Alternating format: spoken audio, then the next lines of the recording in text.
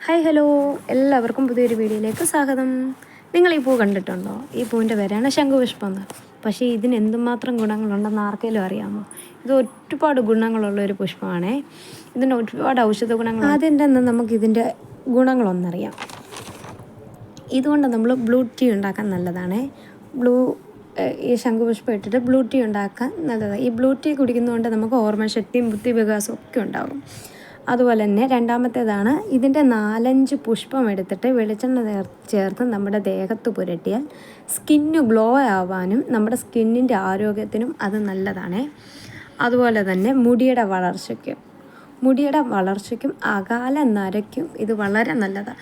പക്ഷേ ഇത് ഉപയോഗിക്കുമ്പോൾ നമുക്ക് ഇതിനൊരു തണുപ്പുള്ളത് കൊണ്ട് നമുക്ക് പെട്ടെന്ന് തലനീരിറങ്ങാനൊക്കെ ചാൻസ് ഉണ്ട്. അപ്പോൾ അങ്ങനെയുള്ളവരൊന്ന് സൂക്ഷിച്ച് ഉപയോഗിക്കുക.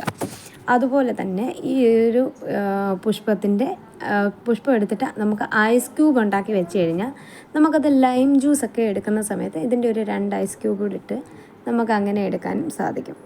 പിന്നെ ഇത് അമിതവണ്ണം കുറയ്ക്കാൻ സഹായിക്കുമെന്ന് പറയുന്നുണ്ട്.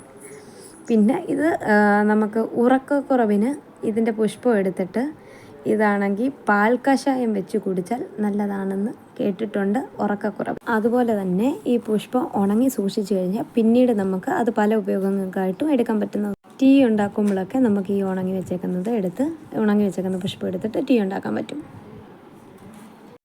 നമ്മൾ ആരെങ്കിലും വിചാരിച്ചോ ഈ ഇത്തിരി പോകുന്ന ഈ ഒരു പുഷ്പത്തിന് ഇത്രയും ഗുണങ്ങളുണ്ട്.